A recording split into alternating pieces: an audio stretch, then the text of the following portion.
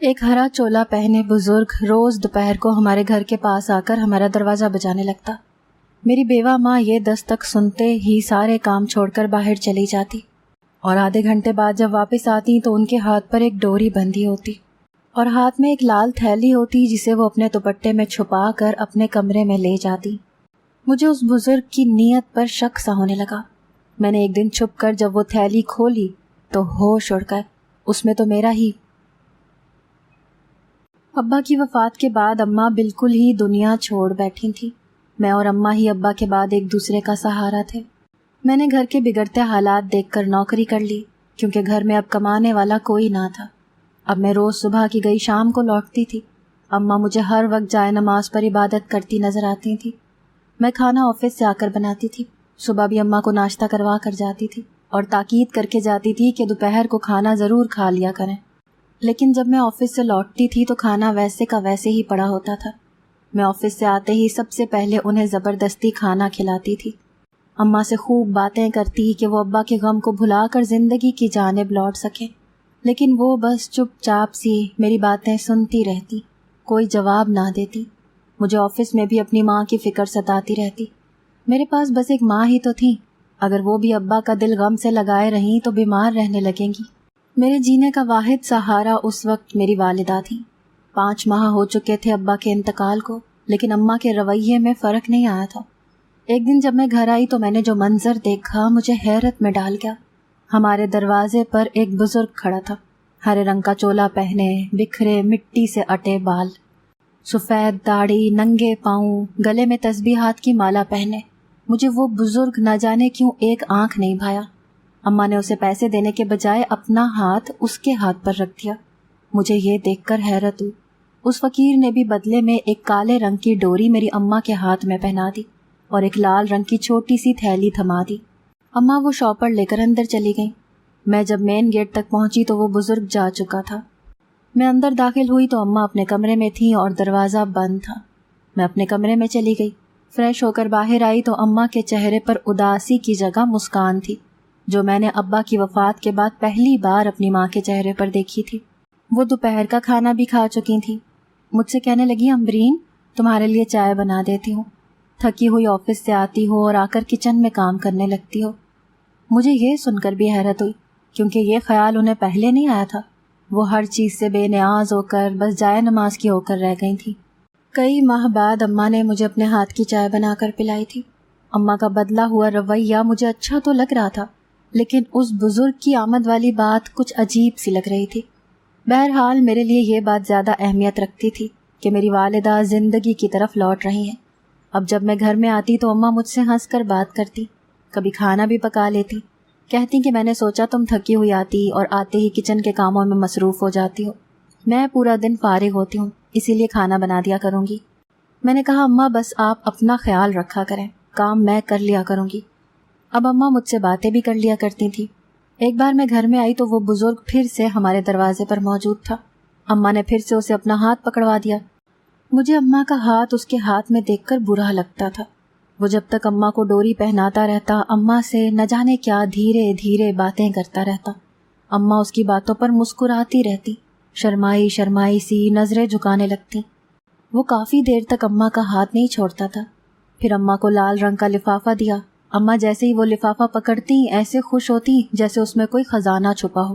میں جب تک گھر پہنچی تو وہ بزرگ بھی اماں کو دیکھ کر مسکرا رہا تھا۔ میں نے بڑے غصے سے اس بزرگ کو دیکھا تو وہ مجھے دیکھ کر کہتا، خوش رہو، آباد رہو۔ میں بڑی تنقیدی نگاہ سے اس کے گندے حلیے پر نظر ڈالی اور ناگواری سے اسے دیکھتے ہوئے اندر چلی گئی۔ وہ اب بھی مجھے مسکرا کر دیکھ رہا تھا۔ نہ جانے اس کی آنکھوں میں کیا تھا کہ مجھے الجھن سی ہونے لگی۔ اماں کا کمرہ اب بھی بند تھا۔ اماں جب کمرے سے باہر آئیں تو ان کا چہرہ چہک رہا تھا۔ مجھ سے چائے کا پوچھنے لگی۔ میں نے کہا، اب رہنے دے، میں بنا لوں گی۔ میں کپڑے تبدیل کر کے آئی تو اماں چائے بنا چکی تھی، بلکہ آج تو چائے کے ساتھ انہوں نے شامی کباب بھی تلے تھے۔ میں نے چائے پیتے ہوئے اماں سے پوچھا، اماں یہ بزرگ کیا روز آتا ہے؟ ہاں روز آتا ہے، اللہ کا بڑا نیک بندہ ہے۔ اماں کے چہرے پر اس بزرگ کے نام پر چمک دیکھ کر میرے اندر جلن سی ہونے لگی تھی۔ اس بزرگ کی عمر بھی میرے والد کے لگ بھگ ہی لگ رہی تھی۔ اماں آپ اسے خیرات اور پیسے دینے کے بجائے اپنا ہاتھ کیوں اسے پکڑاتی ہیں؟ وہ کون سی ڈوری باندھتا ہے اور بدلے میں آپ کو لال سے لفافے میں کیا دے کر جاتا ہے؟ میری اس بات پر اماں کی پیشانی پر کئی سلوٹیں پڑنے لگی. کہنے لگی مجھ سے آج کے بعد ایسے سوال مت کرنا. یہ کہہ کر وہ وہاں سے اٹھ کر چلی گئی. اماں کی یہ بات مجھے پریشان کرنے لگی تھی. آخر وہ کیوں اس گندے سندے بزرگ کو اپنے ہاتھ دے دیتی ہیں، اور وہ کیا دے کر جاتا ہے انہیں جو اماں اتنی خوش ہوتی ہیں؟ مجھے نہ جانے کیوں اس بزرگ سے نفرت سی محسوس ہونے لگی. میں اب آفس سے گھر آنے کی جلدی کرتی تھی تاکہ دیکھ سکوں کہ وہ بزرگ روز آتا ہے یا کبھی کبھی. میں کافی دن سے نوٹ کر رہی تھی کہ وہ بزرگ روز آتا تھا. کبھی تو اماں دروازے پر روز ہنس ہنس کر اس سے باتیں کرتی نظر آتی تو میری جان جلنے لگتی. مجھے دیکھتے ہی اماں خاموش ہو کر اندر چلی جاتی. ایک بار تو مجھے اس بزرگ پر اتنا غصہ آیا کہ میں نے اماں کے اندر جاتے ہی اس بزرگ سے سختی سے کہا کہ آئندہ اگر تم مجھے میرے گھر کے آس پاس بھی نظر آئے تو میں پولیس میں کمپلین کر دوں گی. تم کیا روز میری ماں کو بیوقوف بنانے پہنچ جاتے ہو؟ مجھے لگا تھا میری بات پر وہ بزرگ غصے سے برا منہ بنا کر چلا جائے گا، لیکن وہ مسکرا رہا تھا. اسے یوں مسکراتا دیکھ کر میرے اندر آگ سی لگنے لگی. مجھ سے پریشان مت ہوا کرو لڑکی، میں تو روز آؤں گا. تمہاری پولیس میرا کچھ نہیں بگاڑ سکتی. چاہو تو آزما لینا. خوش اور آباد رہو. وہ یہ کہہ کر میرے اندر ایک قہر سا بھر گیا تھا. ایسا بھی کیا تھا اس میں کہ پولیس اس کا کچھ نہیں بگاڑ سکتی تھی؟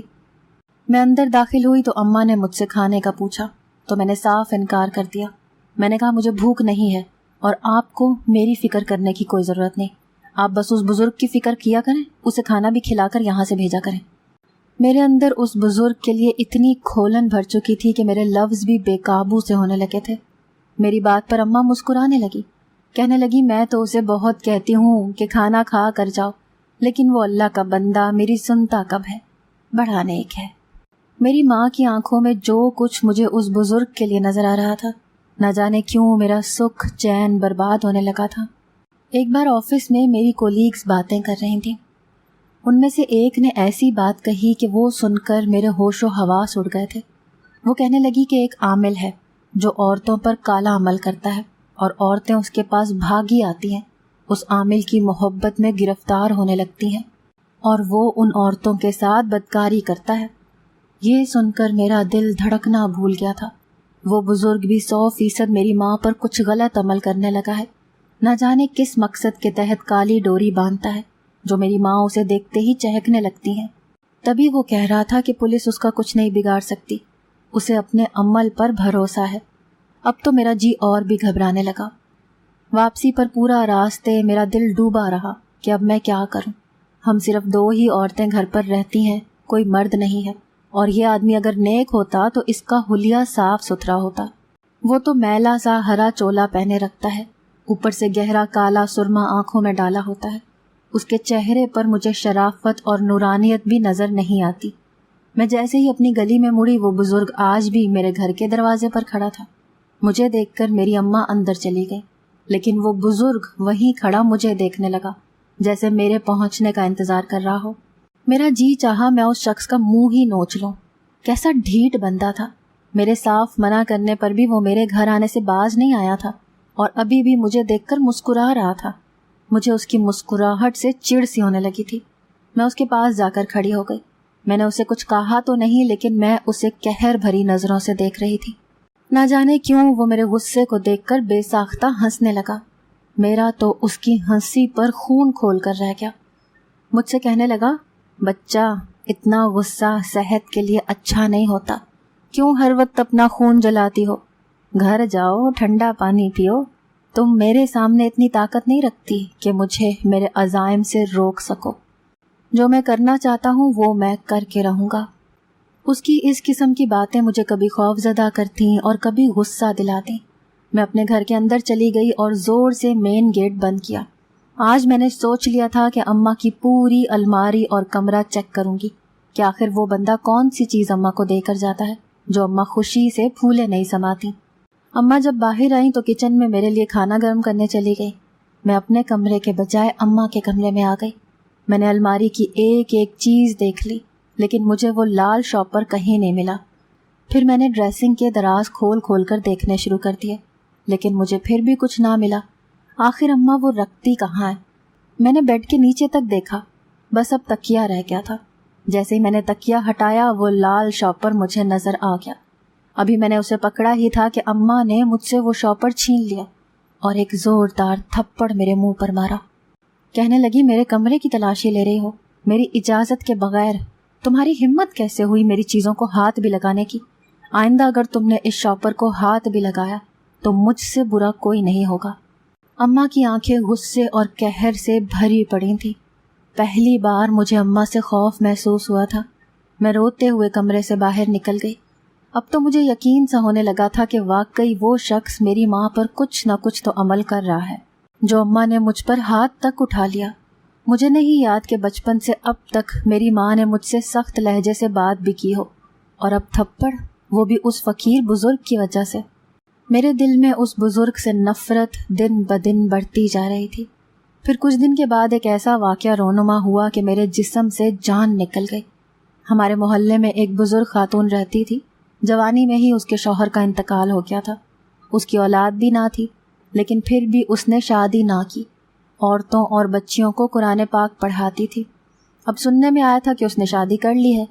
اس خبر نے سارے محلے کو حیرت زدہ کر دیا تھا کہ ایسا بھی کیا ہو گیا اس خاتون کو، اگر شادی کرنی تھی تو جوانی میں کر لیتی، ساری جوانی مرحوم شوہر کے نام کرتی اور بڑھاپے میں شادی کر لی۔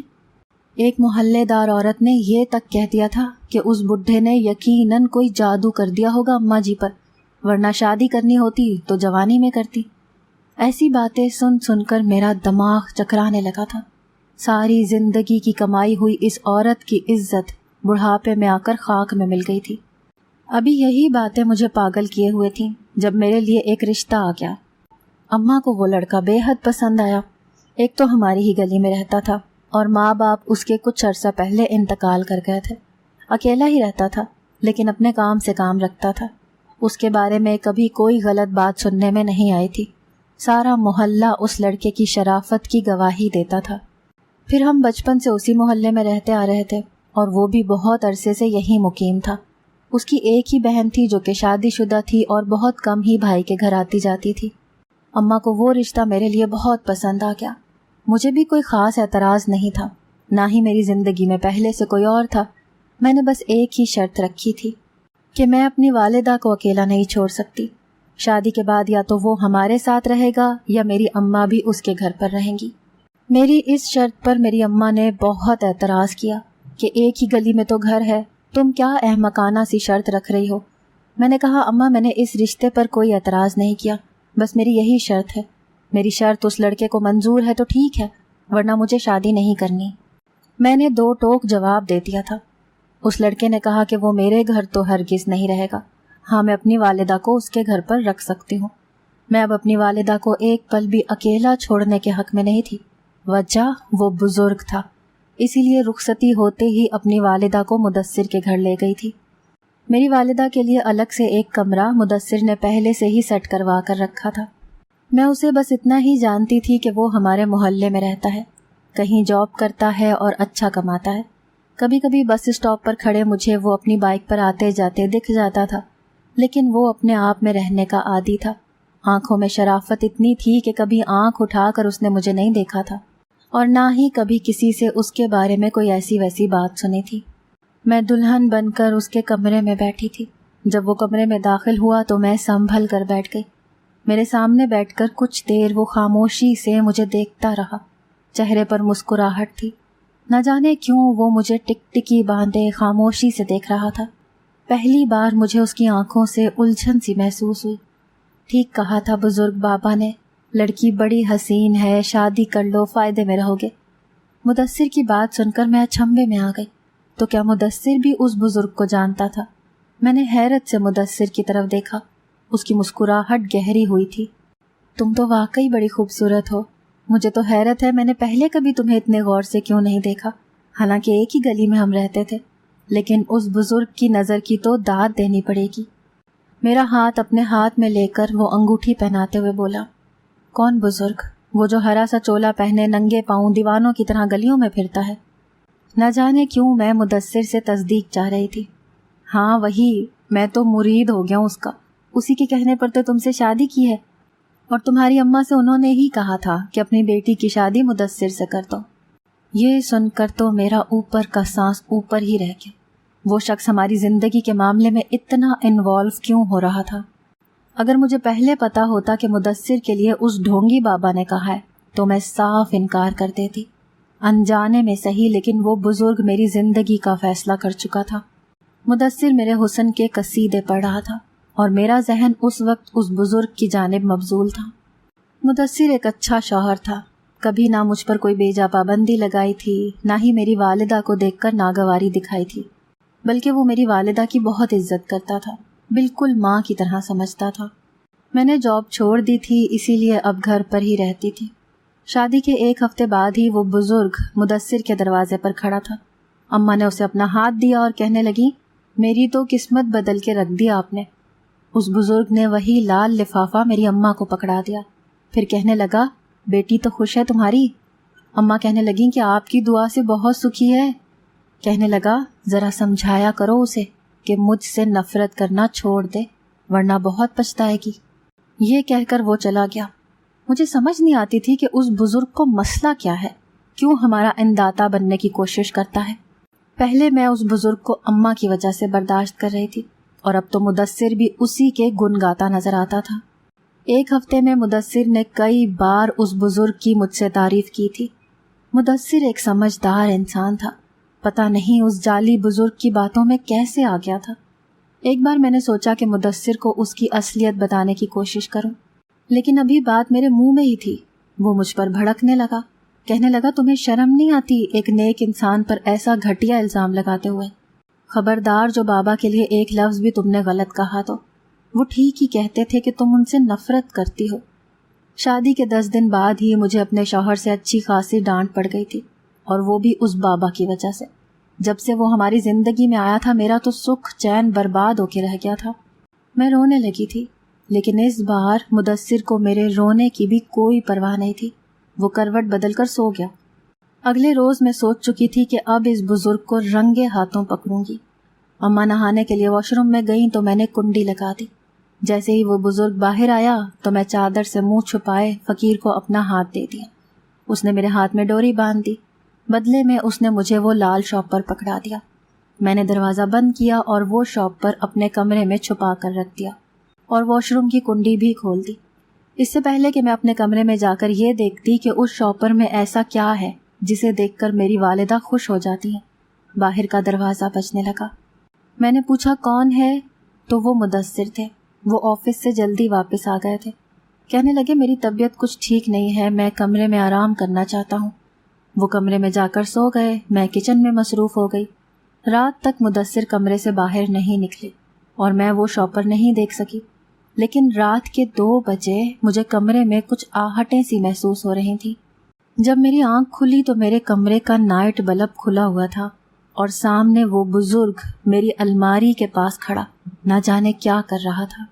اسے اپنے کمرے میں دیکھ کر میری جان ہی نکل گئی۔